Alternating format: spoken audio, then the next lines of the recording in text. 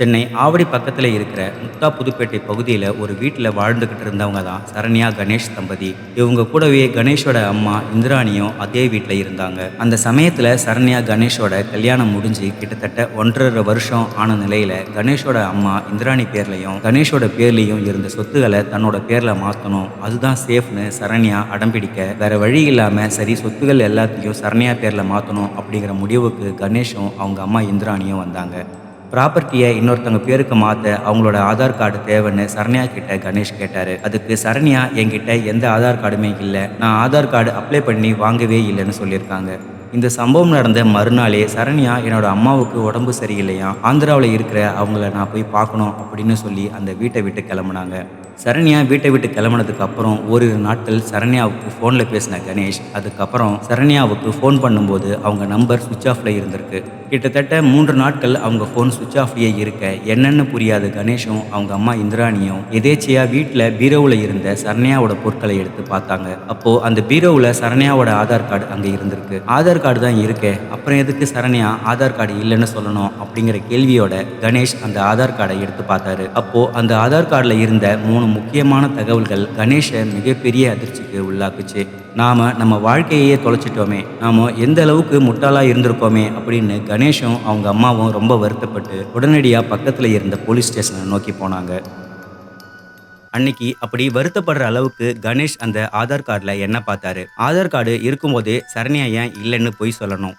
வீட்டை விட்டு போன சரண்யாவுக்கு என்ன ஆச்சு? 2022வது வருஷம் சென்னையில் பெரும் பரபரப்பை ஏற்படுத்தின ஒரு மிகப்பெரிய சம்பவத்தை பற்றி தான் இன்னைக்கு இந்த வீடியோவில் நாம பார்க்க போகிறோம். நீங்கள் பார்த்துட்டு இருக்கிறது நடந்தது என்ன?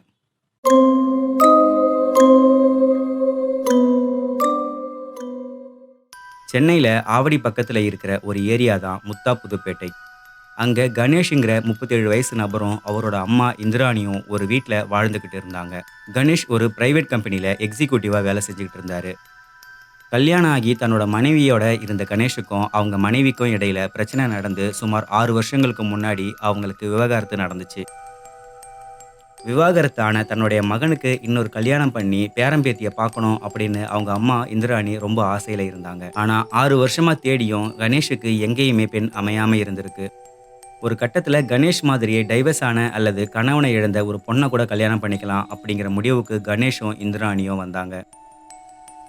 அந்த சமயத்தில் தான் ஒரு பொண்ணோட ஜாதகத்தை கல்யாண புரோக்கர் இந்திராணி கிட்ட கொடுத்தாரு. ஆந்திர மாநிலம் திருப்பதி மாவட்டத்தோட புத்தூர்ல இருக்கிற 35 வயசான சரண்யா அப்படிங்கிற அந்த பொண்ணுக்கு ஜாதகத்துல இருக்கிற பிரச்சனைகளால கல்யாணம் கொஞ்சம் கொஞ்சமா தள்ளி போயிட்டே இருக்கு. அந்த பொண்ணுக்கு அப்பா இல்ல, அவங்க ஒரு ஏழை குடும்பம். அதனால கல்யாணம் நடக்கும்போது வரதட்சணையா எந்த செலவும் செய்ய முடியாது. மேலும் அந்த பொண்ணுக்கு 35 வயசு ஆகிட்டதால எந்த வரனும் அமையல. அதனால மனைவியை இழந்த இல்லைன்னா டைவர்ஸ் பண்ண யாரையாச்சும் கூட அவங்களுக்கு 2வது தாரமா கல்யாணம் பண்ணிக்கிட்டு போக கூட தயாரா இருக்கிறதா அந்த புரோக்கர் இந்திராணி கிட்ட சொன்னாரு. அந்த புரோக்கர் சொன்ன இந்த எல்லா விஷயங்களையும் கேட்ட இந்திராணி, நம்ம பையனுக்கு ஏற்கனவே கல்யாணம் ஆகி கணவனை இழந்த பொண்ணா இருந்தா கூட பரவாயில்லன்னு நினைச்சோம். ஆனா முதல் கல்யாணம் பண்ற ஒரு புது பொண்ணே நமக்கு கிடைச்சிருக்கு. மேலும் அவர் சொன்ன பல விஷயங்கள் நம்ம குடும்பத்துக்கு சாதகமா இருக்குன்னு இந்திராணி இந்த விஷயங்களை தன்னோட மகன் கணேஷ் கிட்ட சொன்னாங்க. இதுக்கப்புறம் கணேஷும் அவங்க அம்மாவும் சரண்யாவோட வீட்டுக்கு போய் சரண்யாவை பார்த்து சரண்யாவோட அம்மா கிட்டையும் கல்யாணம் சம்பந்தமா பேசினாங்க. சரண்யாவோட அம்மா இந்திராணி கிட்ட எங்களால நகை எதுவும் கல்யாணத்துல போட முடியாதுன்னு சொல்ல, அது பிரச்சனை இல்லைன்னு இந்திராணி நாங்களே சரண்யாவுக்கு 25 பவுன் நகை போட்டு கல்யாணம் பண்றோம்னு சொல்லியிருக்காங்க.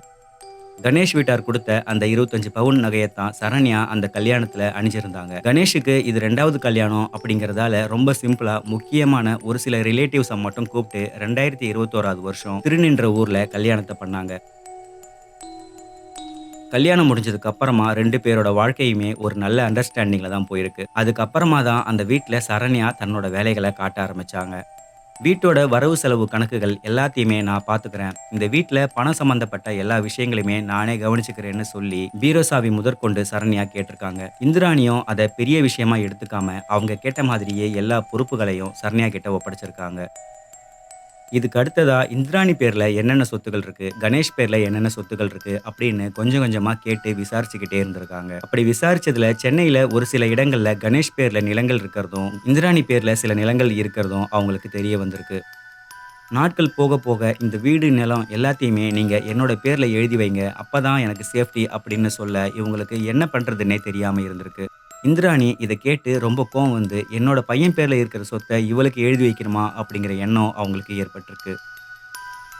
அதுக்கப்புறம் ஒரு நாள் கணேஷ் வீட்ல இல்லாத சமயம், இவங்க 2 பேருக்குமே இந்த சொத்து சம்பந்தமா ஒரு பெரிய சண்டை நடந்திருக்கு. அப்போ இந்திராணி எந்த சொத்தையும் உன் பேர்ல எழுதி வைக்க முடியாது அப்படின்னு சொல்லியிருக்காங்க. அதுக்கு கணவன், மனைவி எங்களுக்குள்ள நீங்க தான் இடைஞ்சலா இருக்கீங்க. சொத்தை எழுதி வைக்க முடியலன்னா நீங்க இந்த வீட்ட விட்டே போங்க அப்படின்னு இந்திராணிய வலுக்கட்டாயமா அந்த வீட்ட விட்டே வெளிய அனுப்பியிருக்காங்க சரண்யா. இதுக்கப்புறம் வெளிய வந்த சரண்யா, தனக்கு என்ன நடந்தாலும் பரவால்ல. தன்னோட பையன் சந்தோஷமா இருக்கணும் அப்படிங்கிற எண்ணத்துல திரும்பவும் அந்த வீட்டுக்குள்ள போயி, தனக்கு நடந்த அவமானத்தை எல்லாம் தள்ளி வச்சுட்டு, சரண்யா கிட்ட நான் இந்த வீட்லயே இருந்துக்கிறேன். உன்கிட்ட நான் எதுவும் பேச மாட்டேன். நீ கேட்கிற சொத்த நான் எழுதி வைக்கிறேன் அப்படின்னு சொல்லியிருக்காங்க. 2022 ஜூலை மாசம் சொத்துக்கள சரண்யா பேர்ல மாத்துறதுக்கான ஏற்பாடுகள கணேஷ் செஞ்சாரு. அதனால சரண்யா கிட்ட உன்னோட ஆதார் கார்டு குடுன்னு கணேஷ் கேட்டிருக்காரு. அதுக்கு சரண்யா என்கிட்ட ஆதார் கார்டு எதுவுமே இல்ல. நான் அதுக்கு அப்ளை பண்ணவே இல்லன்னு சொல்லியிருக்காங்க. இந்த காலத்துல எப்படி ஆதார் கார்டு இல்லாம இருக்க? இப்போ எல்லா விஷயங்களுக்குமே ஆதார் கார்டு தான் தேவைப்படுது. ஆதார் கார்டு இல்லாம ப்ராப்பர்ட்டி எதையும் உன் பேர்ல மாத்த முடியாது. சீக்கிரமா உனக்கு ஆதார் கார்டு வாங்கி, அதுக்கப்புறம் எல்லாத்தையும் உன் பேர்ல மாத்தி எழுதலாம்னு கணேஷ் சொல்லியிருக்காரு. ப்ராப்பர்ட்டிய தன்னோட பேர்ல சேஞ்ச் பண்றதுக்கு ஆதார் கார்டு அவசியம்னு தெரிஞ்சதுல இருந்து, அன்னைக்கு ஃபுல்லா சரண்யா ஒரு டென்ஷனோடவே இருந்தத கணேஷ் கவனிச்சிருக்காரு. இதுக்கு அடுத்த நாள் காலை சரண்யாவுக்கு ஒரு ஃபோன் கால் வந்துச்சு. அந்த கால பேசினதுக்கு அப்புறம் சரண்யா, எங்க அம்மாவுக்கு உடம்பு சரியில்லாம மோசமா இருக்காங்களாம். கவனிச்சுக்க ஆள் இல்ல. நான் அவங்கள போய் பார்க்கணும்னு சொல்ல, கணேஷும் சரி பத்திரமா போயிட்டு வான்னு அவங்கள வழி அனுப்பி வச்சிருக்காரு. இதுக்கு அப்புறமா தான் நான் ஏற்கனவே இன்ட்ரோல சொன்ன மாதிரி, அங்க போன ஓரிரு நாட்கள்ல அவங்க ஃபோன் ஸ்விட்ச் ஆஃப்ல இருந்த சம்பவமும், அத தொடர்ந்து அவங்க ஆதார் கார்ட கவனிச்ச சம்பவமும் நடந்துச்சு.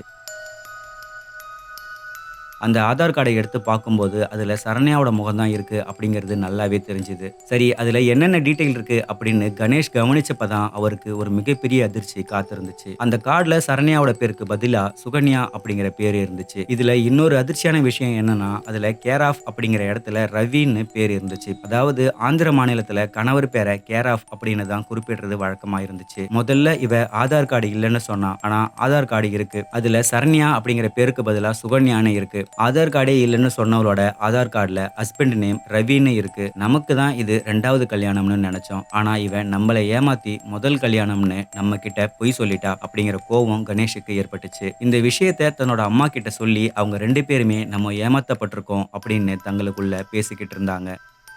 அப்பதான் அந்த ஆதார் கார்டுல இருந்த இன்னொரு முக்கியமான விஷயத்த பார்த்து கணேஷ் சொல்ல முடியாத அளவுக்கு அதிர்ச்சியானாரு. அந்த கார்டுல டேட் ஆஃப் பர்த் அப்படிங்கிற இடத்துல சரண்யாவோட பிறந்த வருஷம் 1965ன்னு இருந்துச்சு. அதாவது கணக்குப்படி பார்த்தா கணேஷை விட சரண்யாவுக்கு 20 வயசு அதிகம். கணேஷுக்கு அந்த நிமிஷம் இது உண்மையாவே நிஜம்தானா இல்ல கனவா அப்படிங்கிற சந்தேகமும் ஏற்பட்டுச்சு.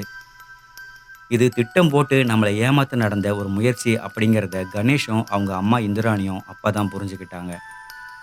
இதுக்கப்புறம் ஆவடி அனைத்து மகளிர் காவல் நிலையத்துக்கு போயி, ஆய்வாளர் லதா கிட்ட இந்திராணியும், கணேஷும் நடந்த விஷயங்கள சொன்னாங்க. அவங்க சொன்ன அந்த விஷயங்கள கேட்டு போலீஸே ஒரு நிமிஷம் இப்படியெல்லாம் கூட ஏமாத்துவாங்களா அப்படின்னு ஆச்சரியப்பட்டு போனாங்க. சரண்யா யூஸ் பண்ண ஃபோன் ரெக்கார்ட்ஸ் எல்லாத்தையும் ட்ராக் பண்ணி சரண்யாவோட லொகேஷன கண்டுபிடிச்சு அவங்கள கைது பண்ணி போலீஸ் விசாரிக்க ஆரம்பிச்சாங்க. அந்த விசாரணையில பல முக்கியமான தகவல்கள் கிடைச்சது. ஆந்திர மாநிலம் திருப்பதி மாவட்டத்தோட புத்தூர் பகுதியை சேர்ந்த சரண்யாவோட உண்மையான பெயர் சுகுணா. இவர் ஆந்திராவை சேர்ந்த ரவி அப்படிங்கிறவரை திருமணம் செஞ்சு அந்த திருமணத்தின் மூலமா 2 பெண் பிள்ளைகளும் பிறந்தாங்க. அந்த பெண் பிள்ளைகளும் வளர்ந்து அவங்களுக்கும் கல்யாணம் ஆகி சுகுணாவுக்கு பேரன் பேத்திகளே இருக்காங்க. சுகுணாவுக்கு கணவரோட ஏற்பட்ட கருத்து வேறுபாடு காரணமா பிரிஞ்சு திருநின்றவூர்ல பிஎஸ்என்எல் நிறுவனத்துல வேலை செஞ்சு ஓய்வு பெற்ற தன்னோட தாய் சாந்தம்மாள் கூட சில காலம் வாழ்ந்தாங்க. வருமானம் ஏதும் இல்லாத காரணத்தால சுகுணா மற்றும் அவரோட அம்மா சாந்தம்மாள் 2 பேரும் அந்த பகுதியில இருந்த ஒரு சில மேரேஜ் புரோக்கர்ஸ் உதவியோட சில ஏமாற்று வேலைகளை பண்ண ஆரம்பிச்சாங்க. பியூட்டிஷியன் மூலமா தனக்கு சின்ன பொண்ணு மாதிரி மேக்கப் போட்டு அதை போட்டோ எடுத்து அந்த போட்டோஸை புரோக்கர்ஸ் கிட்ட கொடுத்தாங்க. இதன் மூலமா ஜோலார்பேட்டையை சேர்ந்த railway food supply contractor Subramanian அப்படிங்கிறவரை புரோக்கர் மூலமா தெரிஞ்சுக்கிட்டு சுகன்யா அப்படிங்கிற பேர்ல 11 வருஷங்களா அவர் கூட கணவன் மனைவியா சேலத்துல குடும்பம் நடத்தியிருக்காங்க சுகுணா. இதுக்கப்புறம் கொரோனா லாக்டவுன் டைம்ல தன்னோட அம்மாவை பார்க்க வர்றதா சொல்லி கிளம்பி வந்திருக்காங்க. அதுக்கப்புறம் அவங்க சுப்பிரமணியனை சந்திக்கவே இல்லை. பின்னாட்கள்ல சந்தியா, சரண்யா, சுகன்யா அப்படின்னு பல பேர்கள பயன்படுத்தி பல திருமணம் செஞ்சு அந்த ஆண்களோட வசதியான வாழ்க்கைய வாழ்ந்து கொஞ்ச நாட்கள்ல அடுத்தடுத்த ஆண்களுக்கு மாறிக்கிட்டே இருந்திருக்காங்க சுகுணா. அதே போல தான் முத்தா புதுப்பேட்டை பகுதியை சேர்ந்த கணேஷும் சுகுணாவோட வலையில சிக்கியிருக்காரு. இதுக்கப்புறமா சுகுணா சிறையில அடைக்கப்பட்டாங்க. 11 வருஷமா சுகுணா கூட வாழ்ந்த கணவர் சுப்பிரமணியன போலீஸ் போய் பார்த்தப்போ, அவர் தன்னோட மனைவிய போலீஸ் அரெஸ்ட் பண்ணது தெரியாதுன்னும், சிறையில இருந்து வெளியே வந்தா அறிவுரைகள கூறி அவங்கள ஏத்துக்க தயாரா இருக்கிறதாகவும், மேலும் தனக்கு வயசாயிட்டதால அவர தவிர தனக்கு துணை யாரும் இல்லன்னு ரொம்ப வருத்தத்தோட சொல்லியிருக்காரு. சுகுணா தன்னோட முதல் கணவரான ரவி மேல ஆந்திரா காவல் நிலையத்துல வரதட்சணை கொடுமை செஞ்சாருன்னு புகார் கொடுத்து 10 லட்சம் ரூபாய சுருட்டியிருக்காங்க. இதே மாதிரி தான் முத்தா புதுப்பேட்டையை சேர்ந்த கணேஷ் மேலேயும் ஆந்திராவில் வரதட்சணை கொடுமை புகார் கொடுத்து பணத்தை ஏமாத்த இருந்த நிலையில தான் ஆவடி அனைத்து மகளிர் போலீஸ் அவங்கள கைது பண்ணியிருக்காங்க. கல்யாணம் அப்படிங்கிற பேர்ல நம்மளை சுத்தி எப்படியெல்லாம் ஏமாற்று வேலைகள் நடக்குது அப்படிங்கிறதுக்கு இந்த புத்தூர் சுகுணா வழக்கு ஒரு மிகப்பெரிய உதாரணம். இந்த வீடியோவை பார்க்குற கல்யாண வயசுல இருக்கிற ஆணோ பெண்ணோ இல்ல அவங்களோட பெற்றோரோ அவங்களுக்கு கண்டிப்பா இது ஒரு விழிப்புணர்வு வீடியோவா இருக்கும் அப்படின்னு நம்புறேன். இதே மாதிரி இன்னொரு வீடியோவில் சந்திக்கலாம்.